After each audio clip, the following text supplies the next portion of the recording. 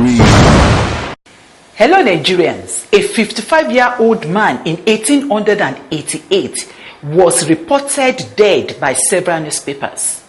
After getting over the initial shock of being dead, the man realized that many papers described him as the merchant of death. He did not like this description and decided to change it to leave a better legacy behind. That man was Alfred Nobel, the founder of Nobel Peace Prize. Today, Alfred Nobel is remembered for peace. The question is, what will you be remembered for? What you do today will determine your remembrance tomorrow. Power does not last. Money has wings. Position is not forever. Our bodies are like clothes. No matter how beautiful, will be discarded one day. The real man in you will join who he had befriended when he was alive. Who is your friend? You are welcome to We Decree, where we engage our tongue and our heart to effect a change in Nigeria. I am Moji Jaibo, pastor, Charis Family International Church, Ibadan. Galatians chapter 6 verse 7.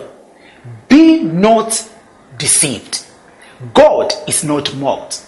For whatsoever a man sows, he shall reap also. As we decree today with our mouths, believing in our heart, let us see Nigeria from Lagos to Maiduguri, from Port Harcourt to Katsina, from Cross River to Sokoto.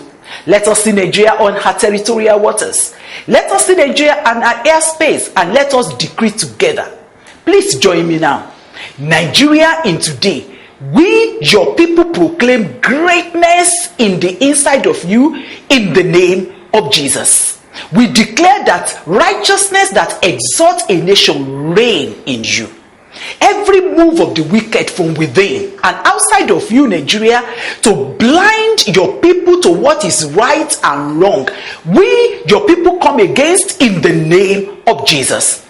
We, your people, stand against intimidation from any quarter, inside and outside the nation, that continually hold our leaders to ransom and prevent them from doing right and noble things to the citizen. In the name of Jesus, we embolden our leaders at all levels with inner strength to leave great legacy for posterity in the name of Jesus. We speak to you, Nigeria, that in this season, the grace of God that bringeth salvation permeate your lengths and breadths in the name of Jesus. Righteousness becomes your watchword, Nigeria. Accountability becomes your dress code. God in this season fills your mouth with laughter and your lips with shouts of victory. I will see you same time, same station next week, in Jesus' name. Riding on the cloud.